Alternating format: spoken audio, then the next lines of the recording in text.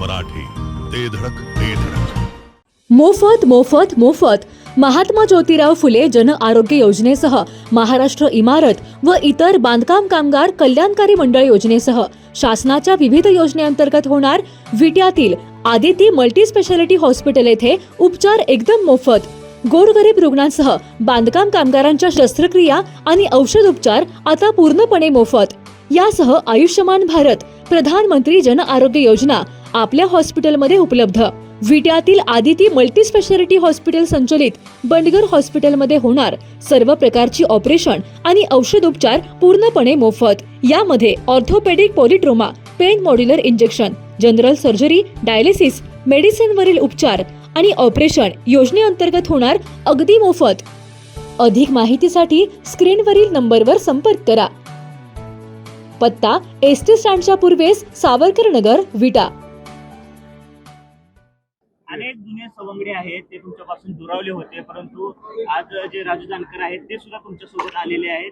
विनायक मासाळ आहेत, त्यांनी राष्ट्रवादीतून अर्ज भरलेला आहे. त्यांच्याशी काय तुमचं बोलणं वगैरे संवाद झालाय का? ते परत वापस येतील असं वाटतंय? नाही, आता हा अर्ज त्यांनी आज भरला आहे. कालपर्यंत वाटत होतं की ते आमच्या सोबत येतील, परंतु आता निवडणूक आहे तर मैत्रीपूर्ण निवडणूक आम्ही करू, त्यामध्ये काही अडचण नाही. आता राजाभाऊ आल्यानंतर जे माझ्या विरोधात आहेत त्यांनी विचार करण्याची आवश्यकता आहे की आता आपण सर्वांनीच परत जाण्याची गरज आहे. जे तिकडे आहेत त्यांनी पण इकडे येण्याची आवश्यकता आहे, कारण हे असंच येणार नाही. सगळीकडे हुशार आहेत, ते एकदम विचारपूर्वक आलेले आहेत.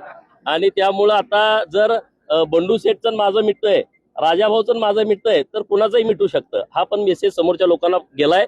ते लोक बोलतायत जायचंय त्यांनी जावा, पण निवडणुकीच्या नंतर जावा असं विरोधक बोलतायत. मी त्यांना विनंती करतो, निवडणुकीच्या नंतर नाही, तुम्ही आधीच या, कारण परत 2029 पर्यंत निवडणूकच नाही, त्याचा काही उपयोग होणार नाही. ज्यांना कुणाला इकडे येण्याची भावना आहे, अत्यंत नम्रपणे मी त्यांना विनंती करतो की अत्यंत विचारपूर्वक राजकीय निर्णय आपण घेण्याची आवश्यकता आहे. आटपाडीसाठी आम्ही प्रचंड काम केलंय. आटपाडीची मान उंचवण्यासाठी गोपीचंद पडळकरनं मेहनत घेतली आहे. महाराष्ट्रात कुठेही गेलं तर आटपाडीचं नाव निघू शकतं. तर माझी अपेक्षा आहे तालुक्यातल्या लोकांच्याकडून की चारीच्या चारी उमेदवार आमचे निवडून आले पाहिजेत.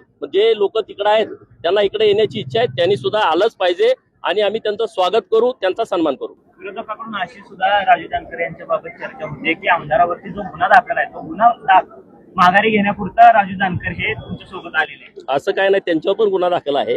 गुन्हे माझ्यावर खूप आहेत. एक गुन्हा मागे घेऊन काय उपयोग होणार आहे? अनेक पोलीस स्टेशनला गुन्हे आहेत. तुम्ही जर सर्च केलं तर हे पुण्यामध्ये मी अहिल्यादेवींच्या स्मारकाचं उद्घाटन केलं, तिथं माझ्यावर जेजुरीत गुन्हा आहे. पुण्यामध्ये मी MPSCचं आंदोलन केलं, तिथं माझ्यावरती गुन्हा आहे. कराडचं टेंबूचं ऑफिस फोडलंय, 2013 पासून आम्ही हेलपाटे घालतोय, तिथं माझ्यावरती गुन्हा आहे. गुन्हे अनेक आहेत. सामाजिक जीवनामध्ये अनेक गुन्हे होत असतात. त्यामुळं आमची ना अजून त्या गुन्ह्याची चर्चा झाली नाही. राजाभाऊची आमची त्याच्यावरती आमची चर्चा नाही. आम्ही एकत्रित होतो, एका ताटात जेवलो होतो. त्यांनाही वाटलं की आपण सोबत जाण्याची आवश्यकता आहे. आम्ही त्यांना विनंती केली आणि आज ते आमच्या बरोबर आलेले आहेत. ते पुढच्या 4-8 दिवसात मोठा धमाका काहीतरी करतील. अमरसिंह बापू जे आहेत त्यांच्याबद्दल गंभीर असे आरोप केलेले होते आपण. आता अमरसिंह बापू तुमच्या बरोबर आहेत, आता त्यांना क्लीन चिट दिले का? चला, पुलाखालनं बरंच पाणी गेलेलं आहे आणि त्यामुळे आता निवडणुकीच्या नंतर या सगळ्या विषयावरती बोलू. बापूसाहेब आणि आम्ही आता बापूसाहेबांच्या नेतृत्वातच आम्ही निवडणूक लढवतोय. त्यामुळं अत्यंत एकजिन्सीपणा, एकत्रितपणा आमच्या या भारतीय जनता पार्टीच्या कामामध्ये आहे आणि तो तुम्हाला कृतीतून दिसेल. आटपाडीच्या नगरपंचायतचा विजय हा तर त्याचंच एक उदाहरण आहे. जर बापूसाहेब आम्ही मनाने एकत्र झालो नसतो तर तो विजय झाला नसता. जिल्हा परिषद मध्ये सुद्धा हाच निकाल येईल. निवडणुकीनंतर त्यांचे प्रकरण वर येतील. निवडणुकीनंतर प्रकरण वर येतील कुठले? नाही, असं काय नाही. तो विषय वेगळा आहे.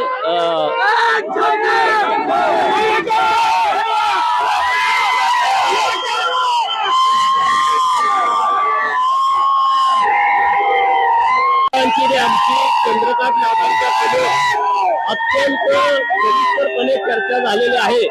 त्यामुळे इथून पुढे आम्ही एकत्रितपणे पुढे जाणार आहोत. कुणी चिंता करण्याची आवश्यकता नाही. रिपब्लिकन पार्टी ऑफ इंडियाची महायुतीच्या सोबत 2 दिवसापूर्वी पालकमंत्र्यांच्या सोबत बैठक झाली. या बैठकीमध्ये रिपब्लिकन पार्टी ऑफ इंडियाचा आम्ही योग्य सन्मान करतोय. प्रत्येक तालुक्यामध्ये जिथे रिझर्व्ह जागा आहेत त्या ठिकाणचे त्यांचे जे उमेदवार आहेत त्यांनी आमच्याकडे द्यावे. त्यातल्या उमेदवारांना संधी देण्याचा आम्ही नक्की प्रयत्न करू. जिल्ह्यात त्यांना योग्य स्थान मिळेल.